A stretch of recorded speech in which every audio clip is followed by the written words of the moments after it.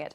With us now to help break that down a little bit more is our former U.S. ambassador to Denmark. She is also the vice chair for energy environment for the America First Policy Institute, one of our favorite organizations, Carla Sands. Thank you so much for being here. It's great to be with you, Amanda and John. Yeah, good to have you. Good to have you. And, you know, a historic day for some strange, I don't want to say strange reasons, but reasons that I don't think any of us expected. There was a certain rhetoric going into today, even following yesterday with the UK Prime Minister's visit, affirming that this was a good deal for Ukraine. It seemed like all systems were go, and then things went south. Your top line thoughts? Yeah, I saw the Keir Starmer meeting with President Trump yesterday. It seemed to go really, really well. And there's no way that Vladimir Zelensky was in the Oval Office with the president and the entire team without that deal being buttoned down and him having said, yes, I'm signing it. They were ready to have the signing ceremony and lunch after they did that press avail. And what did we see? He went into the Oval and he retraded that deal. He tried to jam up President Trump and J.D. Vance, but especially President Trump, and get him to commit to a security guarantee, something that was never on the table. So that's pretty shocking that a guy that the U.S. taxpayers have literally borrowed money and sent, what is it, more than $300 billion of, I think he said he can't account for $100 billion of that. And this is the corrupt country of Ukraine.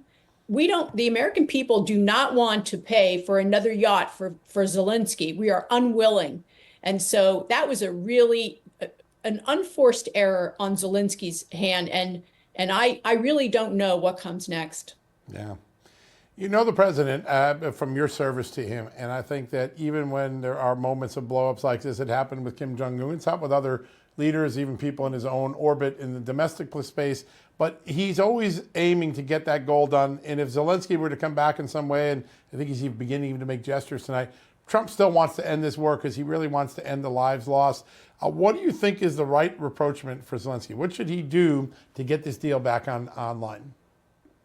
Well, I think the first step would have been to apologize, and he didn't. And then he had an opportunity when he was just interviewed on Fox not long ago, and he declined. I mean, he is so tone deaf to come to the United States to jam up President Trump to walk back a deal that was done when people are dying every day and hundreds of thousands of people have died in this war. It's the treasure, the young males from Ukraine, mostly males from Ukraine and from Russia. That's their future, the future of these two nations.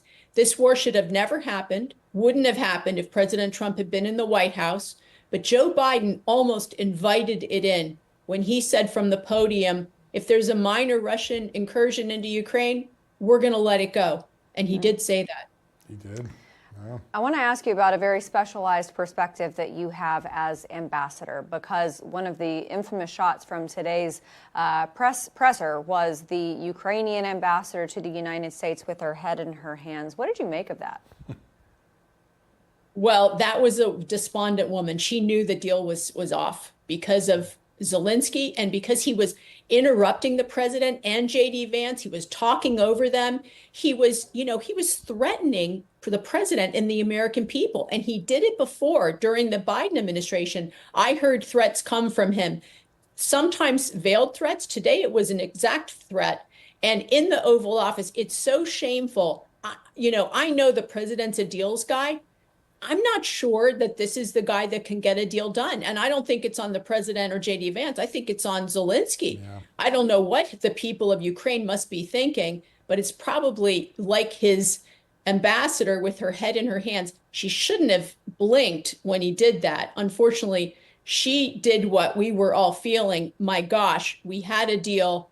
We were going to do this collaboration with Ukraine.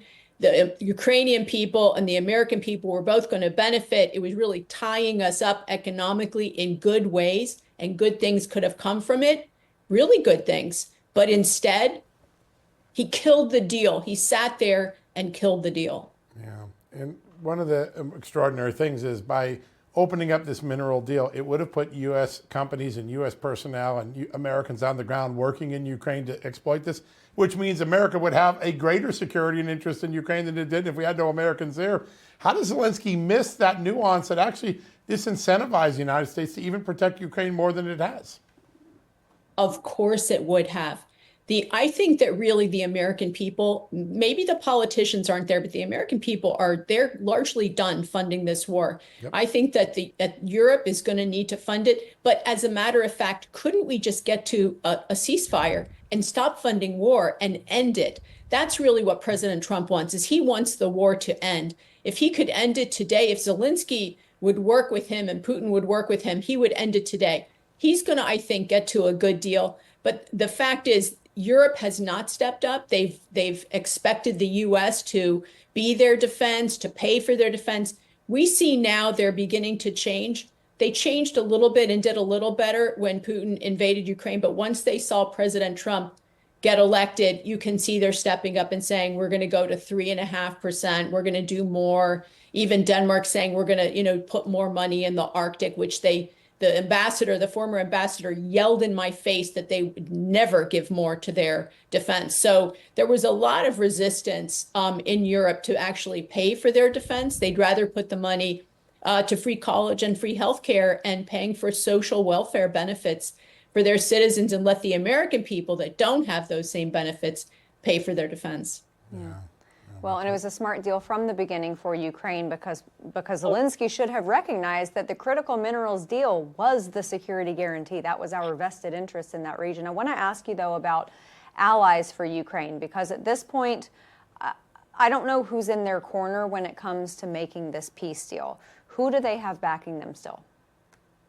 Well, I think they have the globalists backing them. People like Donald Tusk came out and said, congratulatory things to Zelensky today. There's been a lot of globalists fawning over this man who, let's not forget, was installed by the U.S. after, we did a regime change there. And I'm so thrilled to see Doge, with the support of President Trump, defunding USAID and President Trump saying officially, we are not going for regime change. That should never have happened. And so now a former comedian, leading this country in this war is getting very, very rich. And it's a very corrupt country. His people that work with him have been, I think they're taking suitcases of money and stashing it here and there around the world. And it's not okay. The American people, I think they're done. They really would like to see that kind of money go into American infrastructure. And we're ready to renew and rejuvenate our country and stop really sending money around the world that doesn't get anywhere. Ukraine was never going to win this war. Nope. They don't have enough manpower.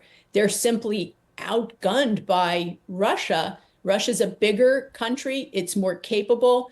And Russia's bringing in soldiers from other countries as well, like North Korea, to help them just, churn away in this meat grinder, which is a terrible thing. I support President Trump bringing an end to this war. And I know that President Trump will come up with a better plan going forward.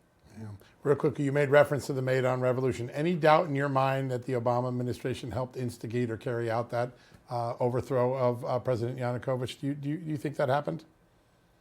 I wish I had doubt, but I actually saw actual footage from our former Obama administration officials getting that done. And so, unfortunately, and I think there may have been support on both sides of the aisle on this deal. It's not acceptable. And I'm just thrilled that USAID is no longer going to be capable of funding these regime changes, which brings so much bloodshed and just so much, it's just terrible. We want to have peace. We don't want to do this. And you can see the bad outcomes, especially in the Middle East. Yeah. Well, and then there was that infamous phone call with Victoria Nuland where she was talking about Jeffrey getting Pyatt. our guy in there with Jeffrey Pyatt. Yep. Yeah. Carla Sands, former ambassador to Denmark. Love getting your perspective and your work as vice chair for energy and environment at the America First Policy Institute. Always a pleasure to have you here. We'll see you soon. What a great honor. Thanks very much. Great to be with you.